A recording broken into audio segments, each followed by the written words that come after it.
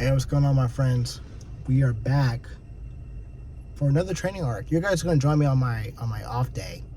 Technically speaking, still full body to a degree, but less work, less problems.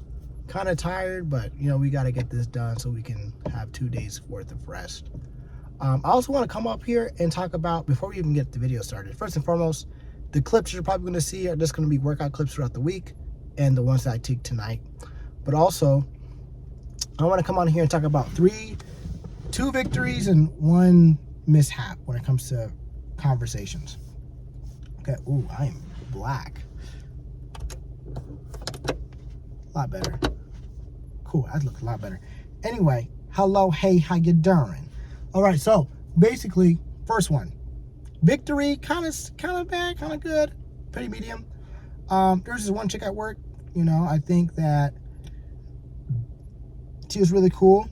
I wanted to get to know more about her. I was talking with her, gym girl, and I used the information that I remember from having a conversation with the female bodybuilder about what it's like to compete and do this other stuff. But basically, I just asked the one chick if she was on drugs. Basically, okay. What I mean by drugs, I mean like steroids and all this other stuff, right? And I learned that she's not on drugs. Obviously, it doesn't look like she's on drugs, but I thought I'd ask just in case. But I learned that, and the thing is, right, when you're talking to some women, like I fumble with my words because I don't want to drag on the conversation because I'm trying to be self-aware of this person's time and like what they're doing. And so with that, I was fumbling my words a lot. I was like, well, yeah, but look, well, you don't want to hear about all that.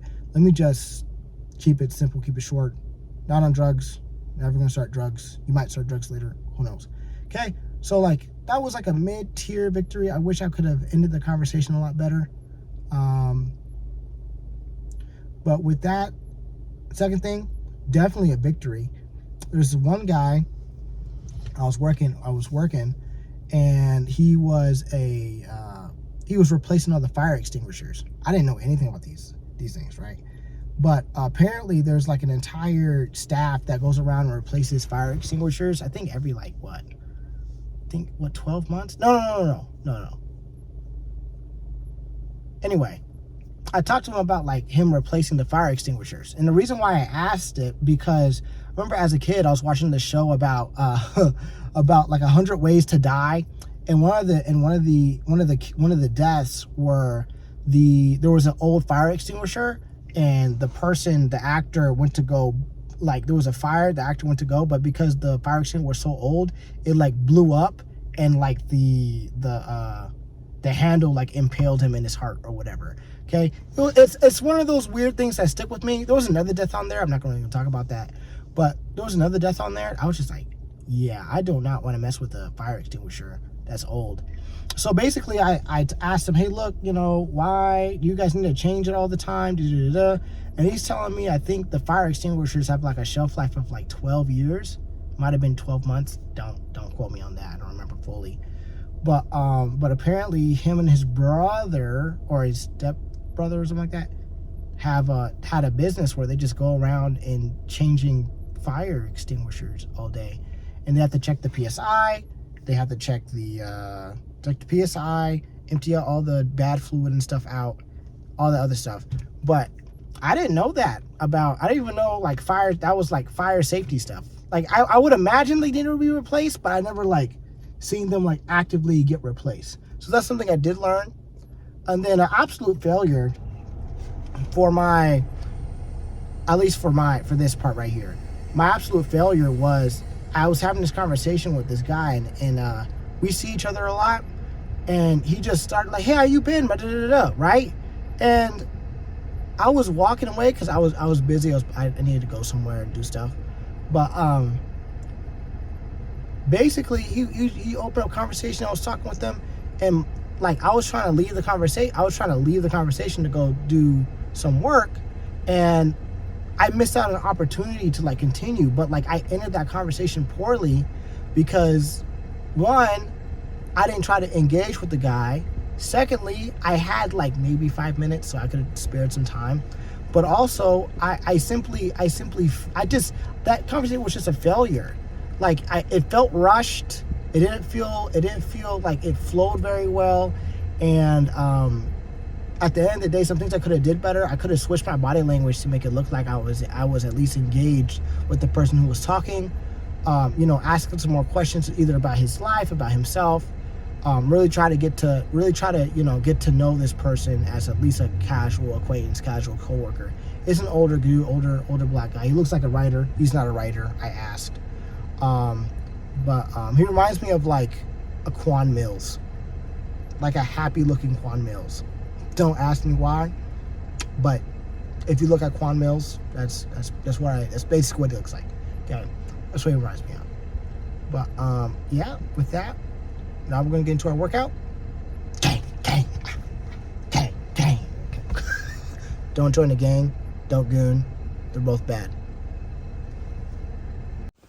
Hey, so basically, I wanted to come on here and say two things. First and foremost, the reason why, I forgot to mention when I made the video is that the reason why I talked to the first chick is because she looked alternative.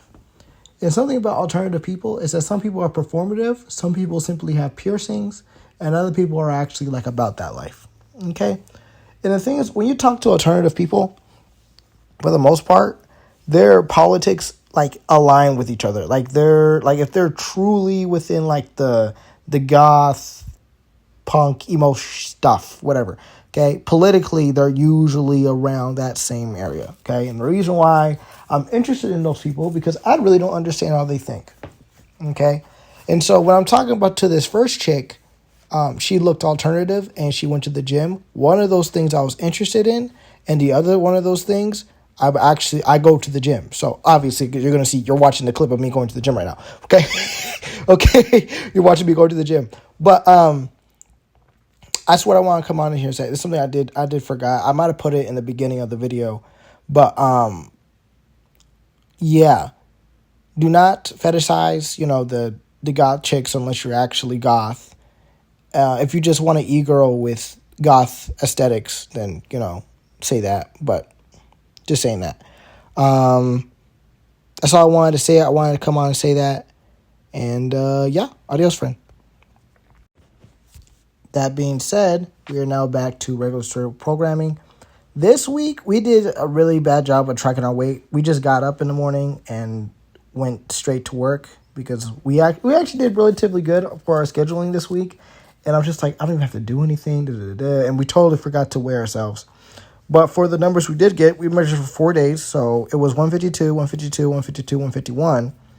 And that averages about 151.75 pounds.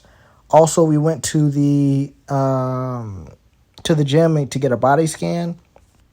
And something I was really concerned about is that I'm getting bigger, right? I mean, like the body fat percentage, right?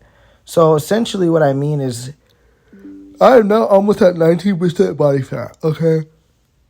18.9% body fat at 151 pounds last time I weighed myself on the 16th.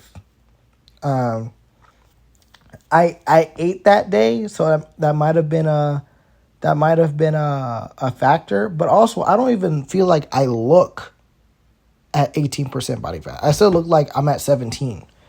But our thing is that if we get to 20, we're gonna go on like a mini cut because we do not want to get that big unless I don't even know what we're gonna do with that. Probably just increase our protein intake and the amount of fruit we eat on a regular basis, and that's about it. But it's a struggle out here. Okay.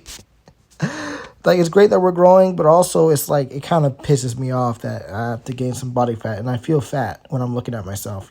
Body image is important. Just don't think about it that much. Couple things for lifts this week. I did do 135 on the back row. Technically, I have no footage of it, but I did it for 3 sets, and I just don't feel like it's legitimate because one, there was no like not machine. I basically used the bench press to like as like a stabilizer for the row. I'm gonna show you guys how to do it. You know what? I'm gonna show you guys how to do it next time. Next training arc, I'm gonna show you. But I feel like I have to legitimize it by like it being on the floor and me doing the row, that type of stuff. And then if I did my reps on the squat rack, squat rack. Oh my goodness, on the squat rack, I feel like it would just be more legit because it's on the floor. I'm lifting it up like normal and all that other stuff. Okay. On Tuesday, I did 25 pounds on the back extension. It felt good, and it felt good on the second day. But I feel like I'm actually making progress in that area. I can't wait to start doing a plate. I feel like I'm gonna get to a plate by the end of the year, maybe even higher than that. And then lastly, on Wednesday, the bench press felt lighter. The 25 pounds that I normally do on both sides feels lighter. And I did one set for 105, and then I did another one for 115 with a spotter. And basically, I did it. I did it for one set. And so I think next week we're going to try for 2 sets of 30. 2 sets of 30 on both sides. 115, basically. But yeah, that's basically the housekeeping things. Anything else? No. Oh, our diet.